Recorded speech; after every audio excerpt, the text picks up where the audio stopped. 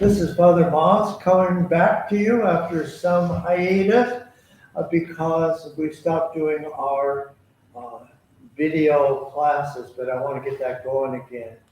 So today I'm taking up the topic of the English Reformation. I had several videos on the Protestant Reformation in Germany, especially with Martin Luther.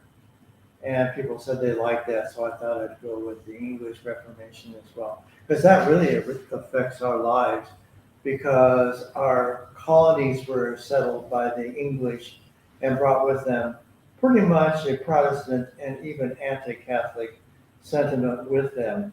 And this country really started out very much anti-Catholic, and it's taken a long time to come around on that. And still there's still shades of anti-Catholicism in our culture, even to this day. So English Reformation really impacted the Catholic Church in America as well. But I thought I'd start talking a little bit about the church before the Reformation, because England had a wonderful Catholic country. It was called the Mary's Dowry. Of course, that came later. Richard II, who was before the Tudors. He might have been a Tudor, I don't know, but he named England the Mary's Dowry in the time of Henry VIII. And Henry VIII was a very devout Catholic in his early years. The Tudors were very devout. They were Welsh, actually. As you know, there are pockets of very strong Catholicism in England, in Wales. Cornwall is a good example. The Catholics held out against the Reformation much more vigorously in Scotland, and of course in Ireland as well. So the Tudor family, King Henry VIII's father, Henry VII, was very devout Catholic, and he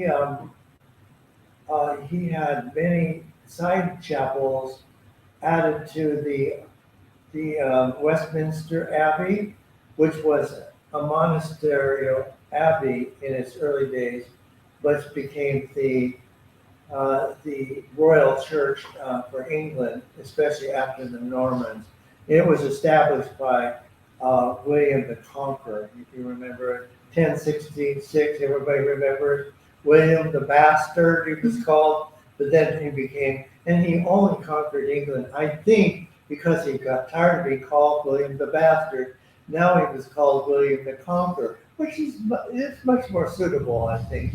But that brought in a Norman church, and the Normans were great churchmen. They were lousy Christians, but they were great churchmen. They built wonderful churches in England, and that was partly to anchor their rule, but that came later. But England at the time, I want to say also about Henry VIII that he grew up a devout Catholic because the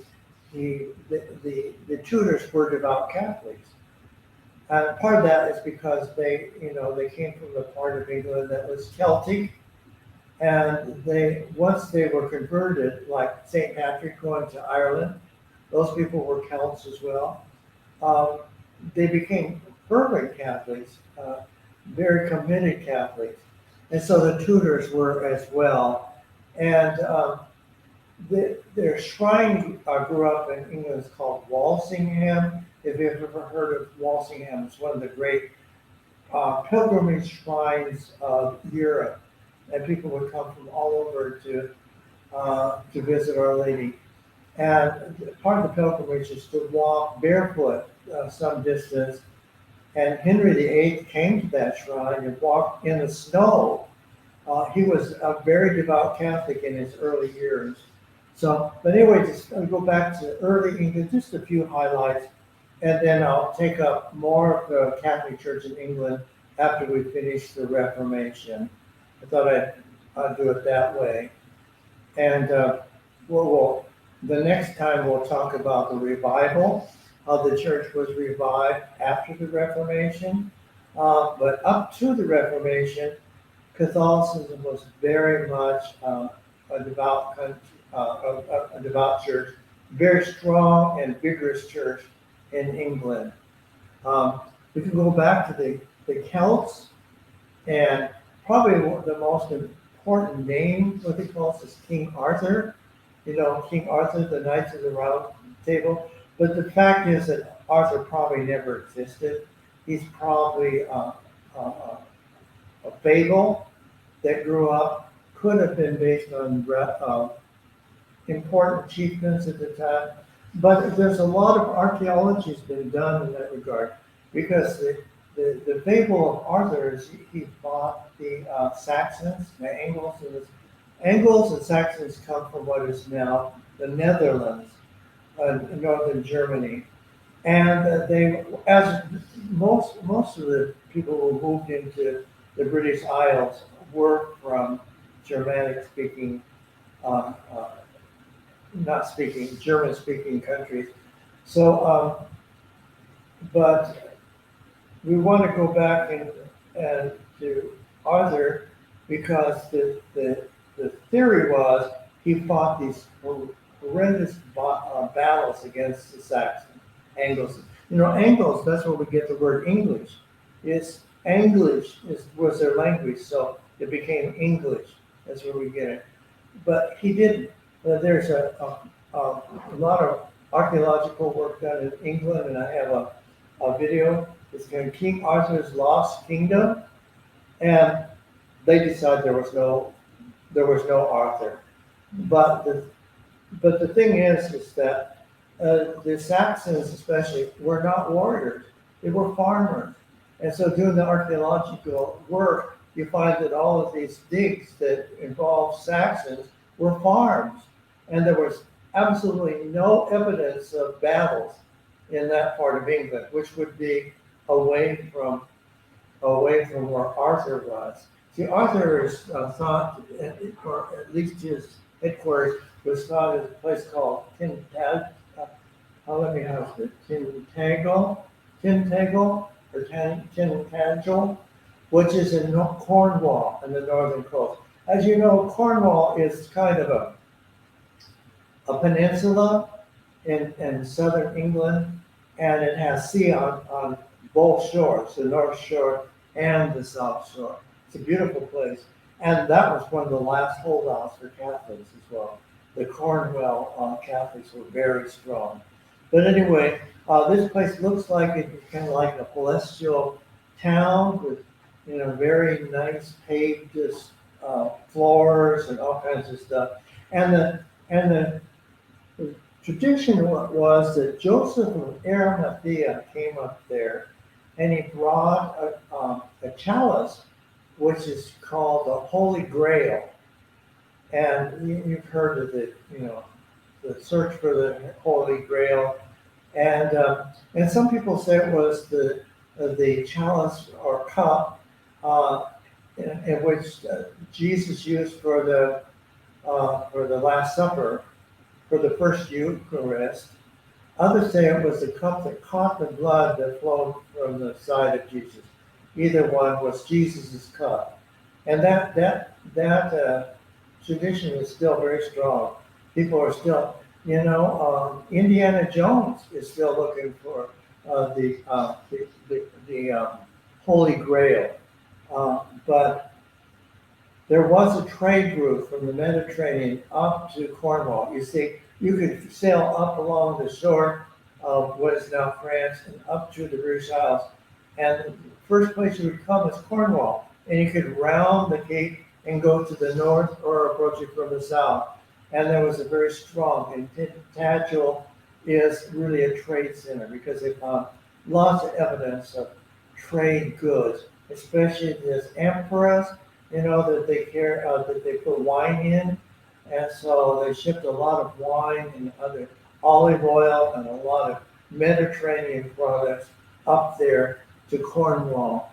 And so whether there was an Arthur or not, there was a very strong center for trade up there, and that was the Celtic center and out of there, then there was defense of England from there.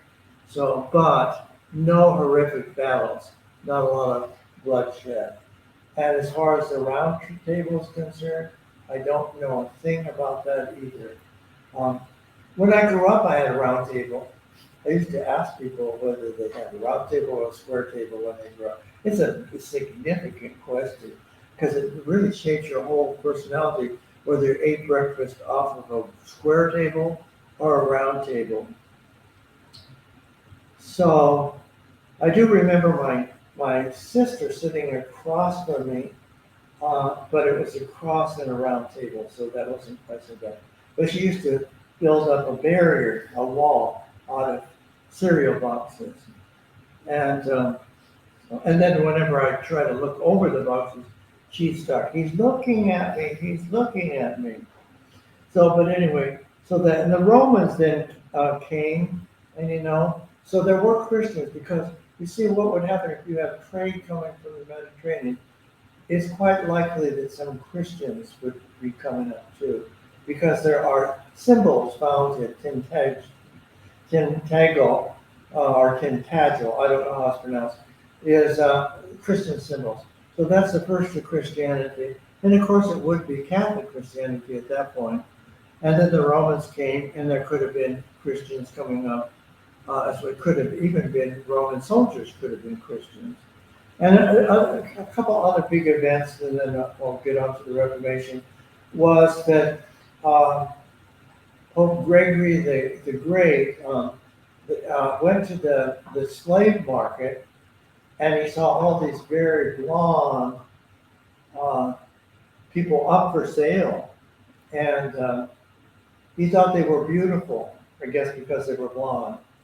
And but anyway, he said, "What are these? Are they angels?" And the other monks, because he was a monk, Gregory the Great was a monk, said, "No, they're angels." And so that follows on because Arthur did not have wars with the Saxons and Angles. So they were angles. And so he sent Augustine to Kent, which is opposite Cornwall, the other leg of that England sits on. And that's where they built up Canterbury and the Canterbury Tales. And that comes from that idea of the cathedral. But it was the Mother Church of England, and Augustine started it. So, and that's a story in itself, and I'll talk about that more when we get into Catholicism in England in general. Let me see, there's one other thing I wanted to mention. Can't remember it, so let's move on. Anyway, Henry VIII married Catherine of Aragon. Aragon is a part of Spain. Catherine's mother was Isabella of Spain, and her father was Ferdinand. So she came from a very, very prestigious family. Her nephew was Charles V, who was the Holy Roman Emperor. So she was no flunky at all. Actually, her aristocratic and royal titles were much greater than Henry's. So he really married up when he married her in terms of prestige as well as wealth. And so she was quite the gal, but she was a very good Catholic. But the thing is that she married Henry's brother to start, you know that story. But he was a minor, and we don't know exactly, a minor in age. And we don't know. I think he was only like 13 or 14, because they did that in those days with royal weddings. They married people off at a very early age. So the big argument with Henry VIII and Catherine was the wedding consummated? Because the brother was young, very young. And of course he died. This is the issue. And so then Henry married Catherine, and then Henry wanted, when he got involved with his girlfriend, Anne of Boleyn, Anne Boleyn, then he wanted to dump Catherine. And the argument for the request for the annulment was that she had been married before. But the Rome had already given him an annulment to marry Catherine in the first place. And they weren't going to give him another one. And so the response was, you might be the king, but you still have to follow God's laws. And so that angered Henry, and that's what kicked off the Protestant Reformation, in truth. I have a picture book of, not a picture of her on the book. This is a picture of Catherine of Aragon when she was young. I don't know if the camera can see that far, but she was attractive, and clean, and so, but she was very devout Catholic, and she refused to go along with the annulment and the divorce because she felt that she was legally married to him and sacramentally married to him, because they were married by a priest, because at that point Henry was a Catholic, and she stuck to her guns, and that really angered Henry. He treated her terrible after that. But poor Catherine was she was beloved by the English people, who were very strongly Catholic themselves. Henry was not that popular, but his wife was. It's a sad story. And so what he did is he broke with Rome. And by breaking with Rome, he made himself the head of the Church of England. And that precedent started elsewhere, because it was in the other Protestant Reformation with Luther. He turned the head of the church over to the local heads, the various dukes and kings of various areas in Germany. So that president of the head of it, for example, the Queen of England to this day is the head of the Church of England, and you see this in Denmark, in Norway, Sweden, all the royals are the heads of the churches, and that's why if you marry into the royal family, you're not allowed to be a Catholic. You either have to convert to Protestantism, or because they can't take the risk that a Catholic would end up being, the head of the Church of England. So that's the reason why. And Queen Elizabeth is very religious. People don't know that, and she's very strongly allied with the Church of England. She sees that she's all about duty, and her duty is to be the head of the church, and she takes it seriously. And that's why her children are such a headache for her, because most of them are pretty terrible, to tell you the truth. So, but anyway, is that going there or not? I don't know. But anyway, the other part of the Reformation is when Henry died, and he died a horrible death, and he was a horrible, horrible person.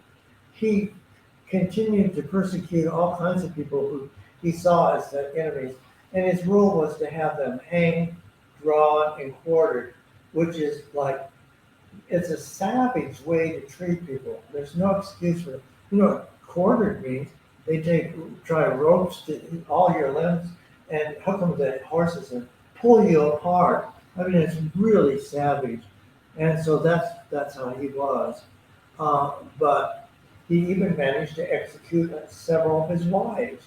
The love of his life, the woman he couldn't live without, was Anne Boleyn, who was very Protestant, by the way. Just almost, fanatically Protestant. So she had a lot of influence on him. He ended up beheading her. What a nice guy. After ruining the Church of England, then he executed his wife. And also Catherine Howard, another wife of his, who was a teenage wife, who was known to be promiscuous, but she was pretty much, treated badly as a child growing up, with sexual abuse and so forth. So she was raised to be promiscuous, and then she was then blamed of being unfaithful to him. He married a promiscuous teenager who then was not loyal to him, and then he had her beheaded. So are you talking about royalty, you know? So no wonder half of these royals are half kooky, But anyway, the thing is he did so much damage to the church. The Protestants were so thorough in wiping out Catholicism that it almost couldn't come back, And to this day, there are lots of beautiful little churches. Because of the days when it was the dowry of Mary, more than 50% of all Catholic churches were named St. Mary's. And there still are, but they're occupied by the Church of England clergy now and not Catholics. And so, but what he did is he also destroyed the monasteries because somebody whispered into his ear that there's a lot of money to be had. So he confiscated the goods and then actually dissolved the monasteries, kicked all the monks out, killed some of them, and got rid of all the nuns. So, and there was such a regard for Mary, and that all changed too because there were no more vocations to the nuns, to sisters becoming sisters, because there weren't any convents anymore, And Mary was so much disabused. She was her. They didn't want to have anything to do with Mary because have reverence to Mary is to be Catholic, and so they got rid of any kind of devotion to Mary as well. And of course, they were iconoclasts, so they got rid of all the images, all the pictures, and so forth.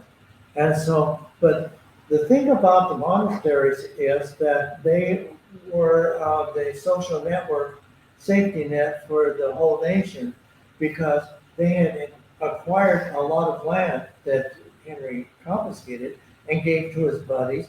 One of his buddies was Spencer's. And Spencer's was Diana's family. So Diana comes from a very good family, but and I like Diana, but nonetheless, they were ardently Protestant. Now Diana favored Catholicism a great deal, and she actually was really admired Teresa of Calcutta and so forth. But and they had several saints in their family, the Spencers, both of which were Jesuits. So, and I'm reading a book called The White Ships, and it was wonderful. It's a wonderful book written about the end of the Tudors and the beginning of the Plantagenets, and it was all about a boy king. Henry, the first son, was drowned on the white ship thing. But the book was written by Spencer, Diana's brother, who was a very good historian, but his main job was to keep the family house going because it takes millions of dollars to keep those things in repair. So anyway, some people say that my side remarks are more interested in my talk, so it doesn't bother me. Anyway, so he was followed. So he was followed by the next royal, was actually Mary, who was the daughter of Catherine of Aragon, Mary Stuart, he was called, and but she was killed by her half sister. She was executed.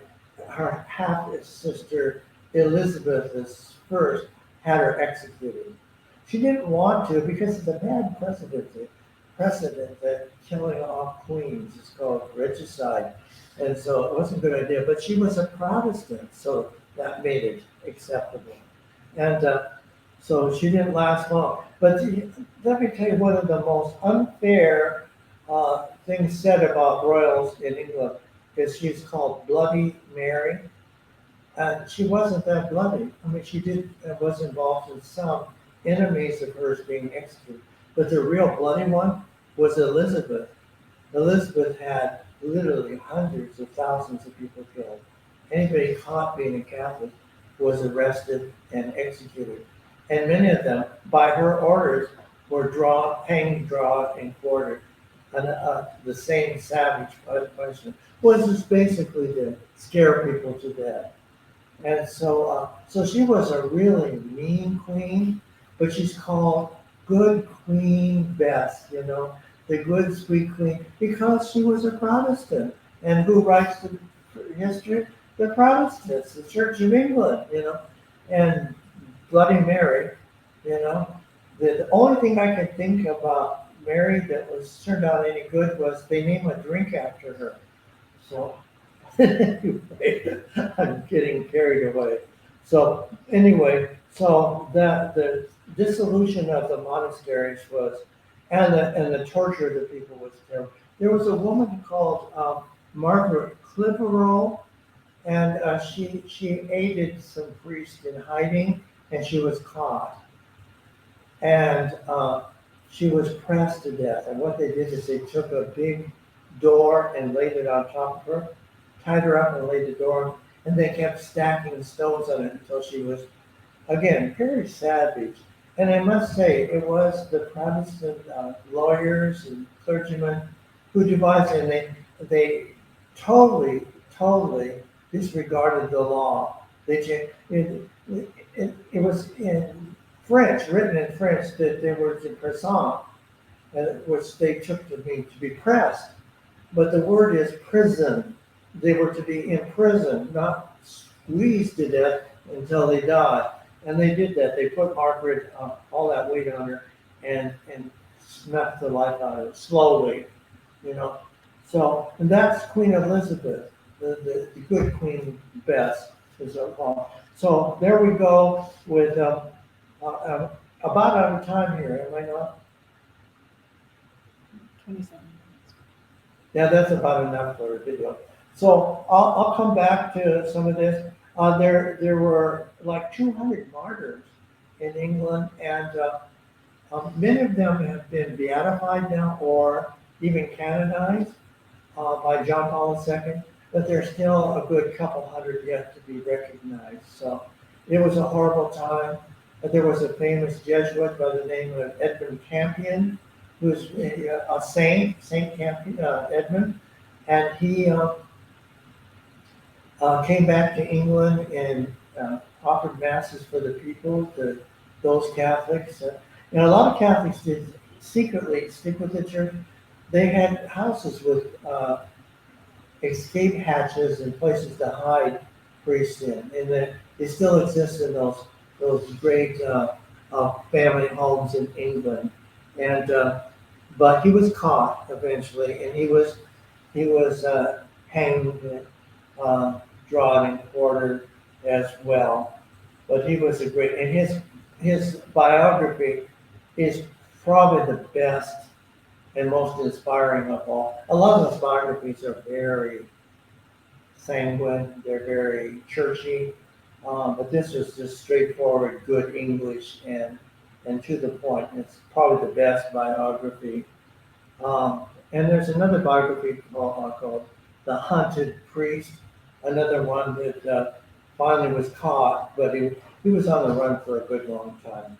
So we'll move on to, one other thing. There was one, John Kempis, when he was executed, he asked to smoke his pipe one last time.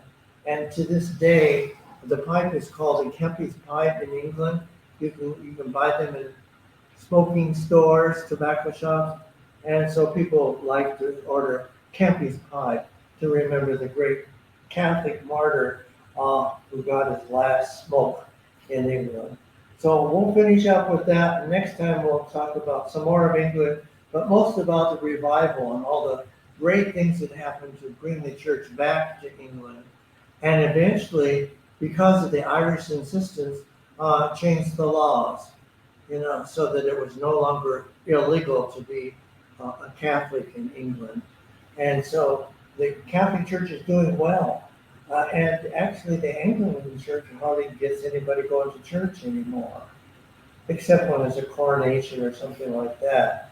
But the Catholic churches are really well attended.